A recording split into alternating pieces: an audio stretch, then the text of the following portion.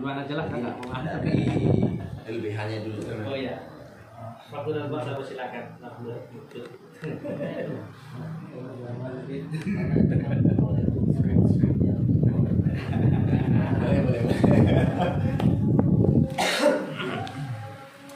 Mohon maaf Bapak tanpa mengurangi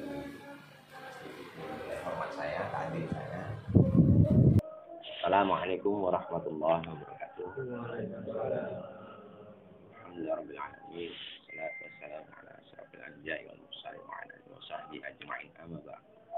Yang saya hormati Abah Yai Khalik selaku Dewan Pembina JRA Wilayah Provinsi Lampung.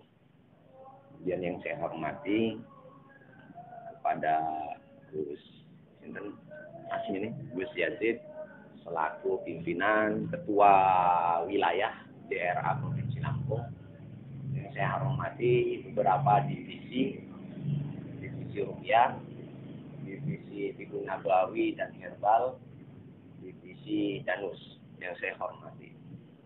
Insya Allah semoga pertemuan ini menjadi rahmat dan barokah bagi kita semua, manfaat dan maslahat bagi umat. Kaitan dengan pergerakan Jamiah Ruqyah Aswaja, di sini saya bersyukur adanya geliat metode dakwah yang bergerak di bidang concern di Tibun Nabawi, istilahnya ya, Ruqyah juga Tibun Nabawi sebagai salah satu metode dakwah yang bisa menyentuh kepada persoalan-persoalan yang lebih spesifik. Seperti itu. Kemudian berbicara atas nama JRA, sejujurnya saya tidak punya kapasitas untuk berbicara tentang JRA. Karena saya bukan bagian di dalamnya. Namun karena bentuk kepedulian saya, bentuk perhatian concern saya, maka dengan niat yang baik, semoga diterima juga dengan baik. Bismillah. Di sini saya akan mencoba mengupas isu yang di luar JRA. Kalau berbicara JRA, saya tidak meragukan keilmuan beserta sanadnya. Tapi di sini saya akan mencoba masuk kepada isu di luar internal JRA itu yang kaitan dengan kepraktisian atau profesi atau keprofesionalismean kita. Berbicara sebagai praktisi, di sini saya menggarisi dulu pada kaidah bahasa praktisi. Makna dari bahasa praktisi itu adalah seseorang yang secara spesifik bersentuhan atau action langsung di ranah publik. Atau yang disebut profesi, praktisi. Profesi yang profesional berdasarkan acuan dasar-dasar keilmuan yang kita kuasai. Mohon maaf sekali di sini tidak ada maksud untuk sedikit atau memupuskan atau sedikit ada niatan untuk seakan-akan menyudutkan, tidak. Tapi ini saya akan mencoba fokus berbicara pada isu skala nasional karena di sini JRA juga nasional ya, Dan di sini saya bersyukur, di sini saya akan coba uraikan beberapa poin penting berbicara tentang dunia kesehatan terlepas itu baik secara psikis maupun non psikis. Berbicara jiwa maupun raga, secara fisik maupun secara rohani. Kalau berangkat dari kepraktisian, mengacu pada dasar-dasar Tibun Nabawi adalah segala sesuatu proses penyembuhan secara ala Nabi, begitu ya, kurang lebih Gus ya. Yang mana di dalam kaidahnya tentunya di situ berbicara pada kesehatan gitu. Berbicara tentang isu-isu kesehatan. Namun yang perlu kita pahami bersama, karena ini adalah domain saya, wilayah saya, di Provinsi Lampung, Bapak-Bapak. Di sini saya akan memberikan sebuah pemahaman edukasi bahwa bergerak di isu kesehatan terlepas itu secara kerohanian maupun secara fisik. Pemerintah negara Kesatuan Republik Indonesia membuat satu aturan regulasi yang mana muatan-muatan di dalamnya adalah untuk mengawal, melindungi, dan meningkatkan etika profesionalisme para praktisi itu sendiri. terlepas, karena kalau berbicara negara dia tidak akan berbicara kepada isu-isu salah satu organisasi, namun dia mencakup semuanya, harus diayomi karena isunya negara. Di situ ada aturan-aturan yang tidak boleh diterabas. Tidak boleh ada aturan-aturan yang bertentangan dengan norma-norma kaidah-kaidah kesehatan. Seperti itu. Satu contoh, kaitan dengan regulasi, di sini saya menangkap ada isu bahwa informasi yang valid dari Gus Kolik, bahwasanya progres JRA Provinsi Lampung adalah target yang sudah berjalan adalah 80 JRA Center ya. Oh, rupiah Aswaja Center. Artinya itu adalah pusatnya ya, sebagai ikon daripada JRA itu sendiri, Gus. Seperti itu. Dari berangkat dari JRA itu sendiri itu adalah sesuatu gerakan yang luar biasa yang artinya saya support, saya dukung dalam konsep nilai dakwahnya. Namun terlepas dari nilai dakwah, di sini kita bersentuhan kepada ranah personal yang berbicara kepada asesmen, konseling, dan terapan sampai pada berujung pada konsep tindakan. Terlepas itu secara tindakan kerohanian maupun secara fisik. Nah, disinilah kita diikat oleh aturan tersebut. Diikat oleh undang-undang kesehatan, diikat oleh peraturan pemerintah, diikat oleh peraturan Menteri Kesehatan. Terlepas dari golongan manapun, barang siapa yang melanggar, pasti akan kena tindak. Seperti itu. Nah, di sini saya ingin memberikan satu edukasi pemahaman, JRA Provinsi Lampung harus kuat di sektor itu. Harus legitimate. Legal standing-nya itu nggak main-main. Seperti itu. Diakui negara Indonesia. Seluruh NKRI. Tidak ada yang bisa mempersoalkan. Memiliki standar operasional prosedur dalam terapan. Dan itu harus terukur. Ibarat berbicara ilmu, tentu memiliki kerangka ilmu yang bisa dipertanggungjawabkan. Seperti itu. Kita tidak bisa berbicara kesehatan sebatas teori. Seperti itu. Nah, di sini harus terukur. Harus terarah melalui SOP. Nah, kalau kita bisa memasuki kepada ranah itu, insya Allah JRA akan mengalami lompatan yang luar biasa dalam arti kata yang positif. Di situ tolak ukur nilai dakwah kita tidak lagi kepada personal, tapi publik. Gebrakannya nasional. Seperti itu.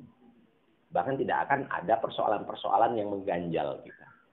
Karena berbicara unsur kesehatan, di sini saya perhatikan, di situ ada divisi tentang Tibun Nabawi dan herbal. Yang perlu saya ketahui, berbicara kepada konsep Tibun Nabawi, muatan di dalamnya itu sebagai praktisi apa saja, Gus? Mungkin langsung pada gimana?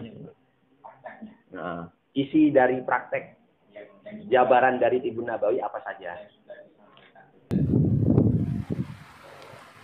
Bekam, kemudian gura, kemudian toto, kemudian beberapa bagaimana membuat ramuan herbal yang sedang berjalan sekarang itu fermentasi, ya baru itu. Baik, terima kasih. Alhamdulillah saya sudah dapat penjelasan. Karena memang isu Tibun Nabawi itu seperti itu. Karena saya 3 tahun melakukan riset secara akademik dalam konteks modernnya. Seperti itu. Jadi berbicara konsep Tibun Nabawi, itu adalah, kita berbicara skala umum Pak ya. Tibun Nabawi itu adalah sebuah brand dalam Islam. Bukan produknya, tapi label yang patut kita banggakan. Yang muatan di dalamnya adalah mengacu kepada sunnah-sunnah Rasulullah SAW. Tentunya itu terukur. Tapi di dalamnya kita tidak boleh memahami secara konservatif. Tidak boleh memahami secara fundamental dogma. Ini harus di breakdown kajiannya, ilmiahnya, formulasinya, takarannya, komposisinya. Yang pertama saya akan masuk kepada wilayah Bekam. Mohon maaf sekali, bahkan saya kecewa. Karena ini sudah perang kepentingan. Dengan berat hati saya katakan, seluruh praktisi bekam sudah dinyatakan ilegal. Yang diperbolehkan hanya bekam kering. Bahasanya apa? Kop. Jadi barang siapa yang ketemu oleh pas waktunya sidak sedang melakukan invasi, langsung bisa ditangkap. Seperti itu. Ancamannya 6 tahun penjara. Denda minimal 50 juta mencapai 1 miliar. Nah, ini kekecewaan saya sebagai pengayom praktisi. Namun kita harus open mind. Diakui atau tidak, berbekam basah memang itu invasif. Ranahnya mengeluarkan metode dahrah. Dan itu kita tidak bedah keilmiahannya. Dan itu hanya dipelajari oleh para medis. Maka sebagai bentuk, inilah keberkahan karena kita tidak fokus, kita harus akui. Kita tidak membidangi secara ilmiah ukuran-ukurannya. Maka asosiasi melepaskan praktisi empiris tradisional, tidak diturunkan lagi rekom. Walaupun dia sudah sekolah di asosiasi. Kecuali dia hanya boleh masuk ke ranah bekam kering. Tapi harus jauh dari standarisasi bekam klinis. Seperti itu. Jadi barang siapa yang tetap memaksakan, dia akan kena tindak. Makanya banyak sekarang praktisi dari kaum sebelah, yang notabene-nya saya langsung katakan Wahabi lah ya, itu mereka curi-curi. Curi-curi bersembunyi. Bersembunyi dari kepolisian, bersembunyi dari dinas kesehatan, bersembunyi dari kami, bersembunyi dari manapun. Karena apa? Sudah diambil domainnya medis. Kecuali kita bisa mengatur ulang bahwa bekam ini hanya diperbolehkan bekam kering oleh JRA. Karena kita tidak bisa membela diri atas nama apapun. Itu bekam. Karena di situ efek sampingnya fatal. Dan jujur saya katakan satu-satunya praktisi tradisional yang diakui mendapatkan lisensi bekam basah hanya saya satu-satunya. Yang bisa mempresentasikan kerangka keilmuan. 3 jam saya dicecar untuk mempresentasikan keilmuan. Tapi selain saya tidak boleh menurunkan gitu loh. Seperti itu. Maka izin praktek saya tetap boleh invasif. Karena dia sudah masuk kepada muatan komplementer. Hatra komplementer itu adalah pengobatan tradisional, 50% tradisional, 50% medis. Dia kuliahnya mengambil D3 herbal, D3 invasif, farmasi, keperawatan. Nah, itu pun untuk mengambil izinnya itu sulit. Karena asosiasi sudah tidak menurunkan. Kecuali hanya di kalangan medis murni. Dan ini kalau kita paksakan akan berdampak bukan atas nama organisasi, tapi juga kembali kepada individu pribadi. Yang kedua, kaitan dengan herbal. Di sini juga berat. Karena kalau kita breakdown, kita tidak bisa memahami secara tekstual saja. Misalnya, Rasulullah mengatakan bahwa habatus sauda itu adalah obat semua penyakit kecuali kematian. Hadis berikut lanjutannya adalah selama obat itu sesuai dosisnya, itulah yang menyembuhkan. Tapi ternyata tidak bisa selesai di situ saja. Kita harus kuasai apa itu kandungannya, apa itu zatnya, apa efek sampingnya, bagaimana sifat kimiawi tumbuhan, bagaimana formulasinya, bagaimana cara memfermentasikannya, bagaimana cara SOP pengolahannya. Nah, itu berat sekali. Ini PR panjang bagi JRA. Yang harapan saya, tentunya para praktisi JRA ini bisa open mind dan terus mengupdate. Cuma jalan satu-satunya bisa didapatkan dengan cara memang harus mengambil lisensi ke asosiasi. Tapi kalau bekam, saya nyerah. Tapi kalau ruqyah, bekam, dan sebagainya, totok, pijat, itu mesti sangat 100% mesti bisa. Namun kalau bekam, ini mungkin bisa dilaporkan untuk ke pusat. Karena kita tidak mau nanti yang jadi korban, praktisi itu sendiri. Seperti itu. Karena kita mau mengambil langkah hukum pun tidak bisa. Paling hanya meringankan saja. Karena itu tegas. Karena kita diatur 3 regulasi pemerintah. Peraturan pemerintah nomor 103 tahun 2014, Peraturan Menteri Kesehatan nomor 61 tahun 2016, dan Undang-Undang Kesehatan Tradisional nomor 36 tahun 92. Jadi 3 aturan ini, hukum ini, kita bisa terperabas. Dan kita bisa kena pasal berlapis. Terus kaitan dengan rupiah. Di dunia kesehatan yang diatur dalam pemerintah, walaupun niat kita adalah dakwah, tapi bersentuhan kepada personal dalam urusan kerohanian, itu tetap dikatakan kesehatan tradisional. Namun asosiasinya tidak ada. Harapan saya, andai kata JRA ini mampu membreakdown dalam sudut pandang ilmiah, mampu menemukan kerangka ilmu yang ilmiah, yang bisa diajukan ke Kementerian Kesehatan dan diakui di disposisi, baru sebagai legalitas rekomendasi untuk mendirikan asosiasi. Cuma memang syaratnya berat sekali untuk mendapat pengakuan di Kemenkes. Beratnya luar biasa. Dan tidak mudah untuk meloloskan itu. Karena apa? Dunia hatra ini perang kepentingan dengan dunia medis. Makanya kenapa obat tradisional itu tidak pernah dikasih anggaran. Tapi kenapa obat farmasi selalu dikasih anggaran? Seperti itu. Saya tidak mencoba untuk menggiring opini, tapi kita berpikir positif lah, lebih konstruktif. Kita harus open mind. Kaitan berbicara herbal kembali, semua harus terukur. Semua harus terstandarisasi. Karena apa? 1-2 kali mungkin tidak mengalami gejala, efek. Namun kalau itu terus kumulasi, itu tetap memiliki efek samping. Karena apa? Kandungan di dalam tumbuhan obat, ramu-ramuan, tetap memiliki kadar racun sekian 0,005 mg.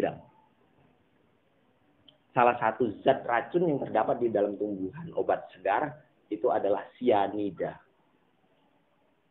Maka dia harus tahu cara pengolahannya dengan tepat. Dan kemudian standarisasi kelayakan disebut dia sebagai obat herbal, dia harus melalui beberapa fase. Dia harus pengajuan melalui industri mikro obat tradisional. Praktisi di dalamnya yang mempertanggungjawabkan untuk terbangunnya sebuah industri obat herbal siapa? Herbalis yang benar. Bukan seorang penjual herbal mengaku herbalis. Sales obat herbal mengaku herbalis. Tapi yang herbalis tanpa menunjuk, tanpa ada maksud apapun. Contoh seperti saya, banyak profesi saya, nama saya tercederai dengan banyaknya orang yang mengklaim sebagai herbalis. Demi sebuah profit penjualan produk. Yang kedua, izin tertera di dalamnya bukan PIRT. Kalau dia mesti PIRT, dia tidak boleh disebut obat herbal. Itu bisa dituntut. 1 miliar itu dendanya. Seperti itu. Kalau dia mesti bersifat STPT, dia harus layak disebut sebagai makanan dan minuman. Kalau obat tradisional yang paling terkecil, dia izinnya UMOT. Meningkat lagi disebut IOT, industri kecil obat tradisional. Meningkat lagi IOT, industri obat tradisional. Meningkat lagi OT, obat tradisional. Dan prosesnya itu melewati beberapa tahapan yang ketat. Harus melalui uji laboratorium. Dan harus menguasai. Seperti itu. Makanya ini bukan sandungan bagi JRA. Tapi ini langkah awal bagi JRA. Itu yang saya harapkan agar kita open mind. Kita tidak mudah jatuh hanya gara-gara sebuah halangan. Justru ini adalah pijakan agar kita bisa melontar lebih tinggi. Nah, tantangan artinya apa? Inilah rahmat, inilah barokah. Artinya kita disinyalkan untuk upgrade kembali dalam sudut pandang sains. Bukan sekedar knowledge. Seperti itu. Karena berbicara obat tradisional ini, dia langsung konsumsi. Melahirkan efek. Seperti itu. Yang kedua, berbicara RAC Center. RAC Center. Secara umum saya memahaminya hanya klinik istilahnya. Gitu Gus ya. Dan ini mohon maaf sekali tanpa ada maksud menjatuhkan, tapi insya Allah ini akan kita upayakan kita bersyukur. Kalau udah berbicara RAC, itu lebih fatal nanti Pak. Bisa ketangkep kita. Semua ketangkep nanti. Izinnya tidak ada. Gitu loh. Izin praktek tidak ada. Ya, kemudian surat terdaftar penyehat tradisionalnya setiap praktisi tidak pegang. Dan itu fatal, kena berlapis nanti kita. Tapi saya bersyukur. Kenapa? Ketika saya pulang ke Waikanan, pas ada pertemuan RAC Center. Di Waikanan dipimpin Ustadz Muslih. Nah, Ustadz Muslih belum ada, maka Ustadz Muslih minta izin menggunakan pondok pesantren kami. Kebetulan di pondok pesantren itu saya punya klinik yang sudah resmi. Bahkan sudah ada rehabilitasnya. Nah itu dijadikan RAC Center. Jadi kalau dari Waikanan ada yang dilaporkan RAC Center, itu klinik saya. Kami dilabeli RAC. Tapi itu tidak masalah. Sudah aman. Karena sudah terdaftar izin prakteknya. Seperti itu. Nah, sekarang dari aturan tersebut, pemerintah merubah semua istilah nama. Yang tadinya gria, yang tadinya rumah sehat. Sekarang wajib dikatakan panti. Tapi sebenarnya ini sinyal baik. Kalau udah panti, berarti bisa rawat inap. Kan seperti ini. Artinya pemerintah di balik ketatnya itu sebenarnya melindungi kita maksudnya. Karena berarti pemerintah memandang profesi kita tidak main-main. Jadi bukan berpikir sebaliknya, gitu loh. Pemerintah peduli sama kita, diatur. Gitu loh. Dan kita dikasih celah-celah itu. Tapi ancaman kalau yang melanggar juga nggak main-main karena bersinggungan dengan nyawa. Seperti itu. Nah, salah satu catatan untuk mengambil legalitas bagaimana kalau untuk dari ADART, JRA saya kurang paham Pak ya, karena itu bukan domain saya. Namun kalau untuk mengambil legalitas bisa-bisa saja. Cuma harus membangun komunikasi hubungan ke asosiasi ATRA. Kebetulan saya pemangku kebijakan sebagai otoritas pimpinan di asosiasi, saya di ketua wilayah provinsi.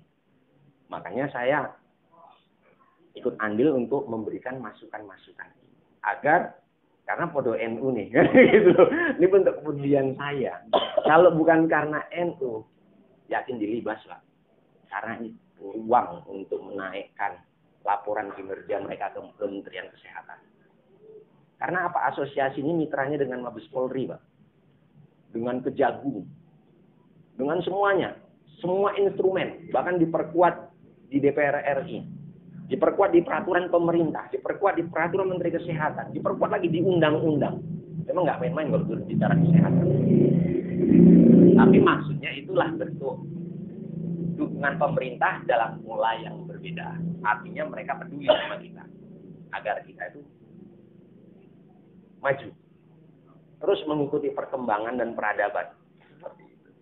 Nah, untuk para praktisi, mengacu pada undang-undang, setiap satu orang itu wajib mengantongi izin praktek.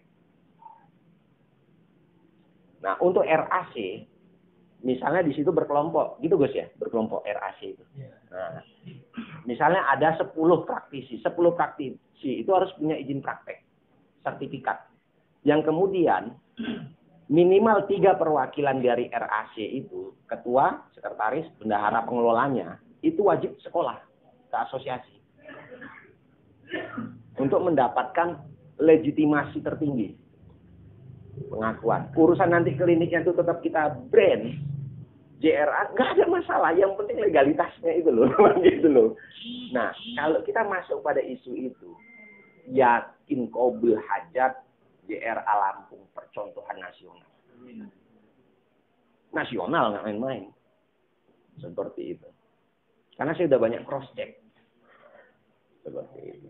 Lah bersyukur Podo NU ini saya kenal gitu loh. Ya udah langsung ini demi Lampung. Lampung ini harus jadi isu nasional. Kan gitu loh. Bukan lagi gitu loh. Apalagi notabene-nya baru hanya beberapa waktu sudah 3.000 terlepas aktif ataupun pasif, yang penting dia pegang sanatnya. Kan seperti itu. Minimal untuk diri dan keluarganya. Ya praktisi juga toh. Urusan dia mau mengembangkan insya Allah. Kemudian kaitan ke divisi danus. Ini akan masuk. Bus. Masuk. Karena kalau udah berbicara klinik, izin praktek. Legal standingnya itu. Legalitasnya. Sudah sah. Terus pengelolaannya bisa juga kepada pengelolaan di dana usaha itu. Divisi dana usaha. Nah, pengembangan dari klinik itu banyak sekali. Insya Allah saya akan siap jadi mentornya untuk seluruh Lampung. Bagaimana penataan klinik yang akan di-ACC oleh Dinkes. Standarisasinya. Nanti saya yang akan ngauditnya. Gitu loh. Agar cepat lolos. Saya kan ketua DPD. Laku sama Dinas Provinsi Lampung ini tahu saya semua gitu loh. Mungkin kawan-kawan belum apa itu Hatra. Singkatan dari Hatra adalah penyehat tradisional. Itu istilah yang digunakan oleh pemerintah. Seperti itu. Karena apa? Ya, ini kita buka ya namanya diskusi, Gusnya, Pak ya. Kalau JRA ini legalitasnya masih lemah, Pak. Misinya dakwah itu kuat. Tapi kepada nilai kepraktisiannya itu nggak ada legalitasnya semua. Kalau kita mengacu kepada legalitas itu kan yayasan. Kan seperti itu. Kecuali yayasan itu kan sifatnya pendidikan. Itu pun harus terdaftar di Kementerian Pendidikan. Bahkan, karena ini pernah terjadi. Saya menangani praktisi JRA tapi saya silent ya. Tidak saya ungkap. Banyak yang ngeluh sama saya. Ditolak Pak sertifikatnya. Ini nggak laku. Gitu. Kalau ini pendidikan dari JRA, mana Kemendikbudnya? LPK bukan. Bukan. Ini yayasan. Bukan lembaga pendidikan dan pelatihan kerja. Jadi tertolak.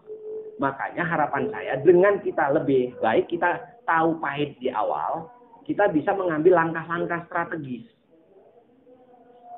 Bagaimana mengawal isu-isu kelemahan kita menjadi satu kekuatan. Seperti itu. Kan tidak ada istilah suksesnya itu tanpa perjuangan dulu. Jadi ini bukan batu sandungan, lebih baik kita tahu di awal, tapi menjadi satu bahan evaluasi untuk peningkatan kita.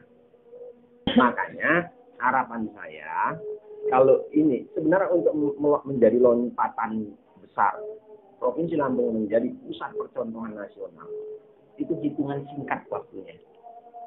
Tolak ukurnya adalah legal standing, gitu Pak ya. Legalitas. Yang kemudian standar RAC-nya. Tuh. Karena apa? Berbicara ruqyah tidak lepas dengan sentuhan, tepukan, tekanan, pijatan, totok. Nah, itu wilayah saya. Seperti itu. Herbal itu wilayah saya. Hatra itu wilayah saya. Bekam sudah tidak boleh. Semuanya Pak. Kecuali perawat, bidan, dokter, itu boleh. Karena dia nakes. Yang basah. Yang kering boleh. Tapi yang kering efeknya apa? Cuma op doang. Cuma bahasa tadi apa? Mengeluarkan angin. Nah ini saya kasih. Ini ilmu beneran ini. Tapi di dunia kesehatan. Gitu. Dalam dunia kesehatan tidak ada mengenal istilah masuk angin. Kalau ada istilah masuk angin, tiap hari kita kemasukan angin Pak. Oksigen. Kan gitu. Dalam dunia kesehatan baik hatra maupun medis tidak mengenal istilah masuk angin. Karena kalau istilah masuk angin, tiap hari kita kemasukan angin. Jadi adalah reaksi ilmiah pada tubuh. Satu pemicunya. Dia bisa berakibat nyeri pada tulang. Itu akibat karbon monoksida atau CO2. Apa? Oksigen buruk apa namanya? CO2 ya? CO2. Di dalam sel darahnya. Sehingga HO2-nya yang masuk melalui aliran darah itu terhambat. Sehingga imun gampang ngedrop, mudah lelah, mudah stres, mudah kesurupan. Karena jin masuk melalui peredaran darah dan sel darah rusak. Ketika di dalam darah itu CO2-nya terlalu tinggi. maka yang disebut patogen dikeluarkan melalui darah. Kemudian apa? Toksin dalam darah, racun, agar terjadi regenerasi sel darah baru. Karena apa? Oksigen itu berjalan berseiringan dengan sel darah. Jadi orang yang mudah kesurupan itu gampang nih, ini kurang oksigen. Karena bangsa jin memang anti dengan oksigen. Karena alamnya tidak ada oksigen. Sehingga dia segala sesuatu itu harus keras. Masuk ke dimensi kita seakan-akan ini eksistensi yang hebat.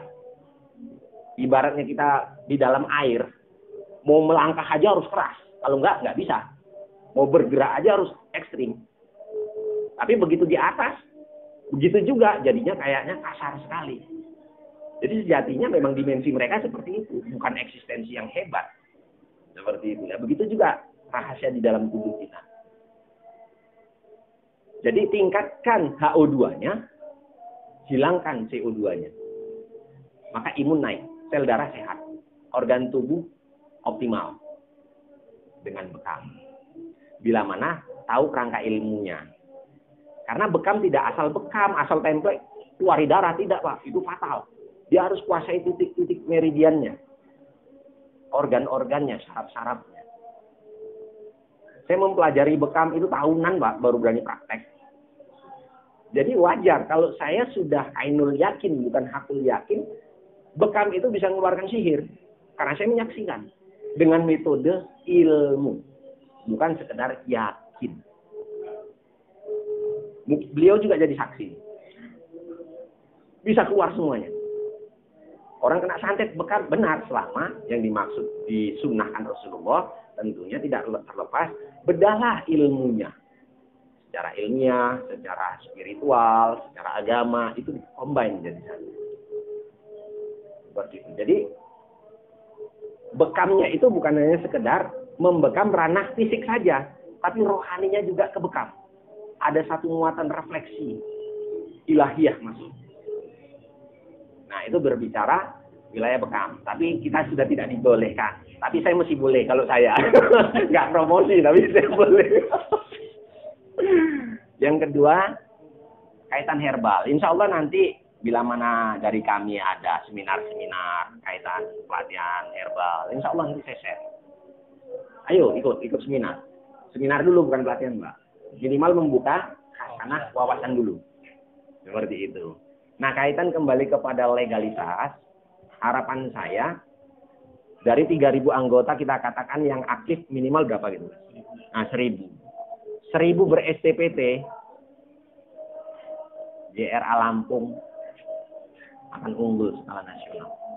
Cuma di sini ada konsekuensinya, Pak. Secara pribadi, saya akan support semuanya, keilmuan-keilmuan, pengawasan, segala macamnya. Saya ikut, akan andil, peduli dengan JRA. Namun untuk berbicara legalitas, semua ada prosedur, Pak. Konsekuensi ke harta itu ada biaya. Itu aturannya. Biaya itu bukan untuk saya saja, gitu loh. Tapi untuk operasional dan untuk laporan dan untuk semuanya itu masuknya ke asosiasi. Jadi bukan berbicara kepentingan individu. Bukan berbicara keuntungan individu. Tapi ini berbicara konsekuensi daripada regulasi, aturan. Karena setiap satu rekomendasi yang saya turunkan, Pak, itu nomornya kita harus izin ke pusat nasional. Maka dia tercover. Dan itu terdata di Dinkes. Untuk menurunkan rekom, nomor di surat rekomnya itu kita harus minta izin. Nah, makanya saya berpikir keras. Yang biayanya besar, bagaimana terpangkas? Seperti itu.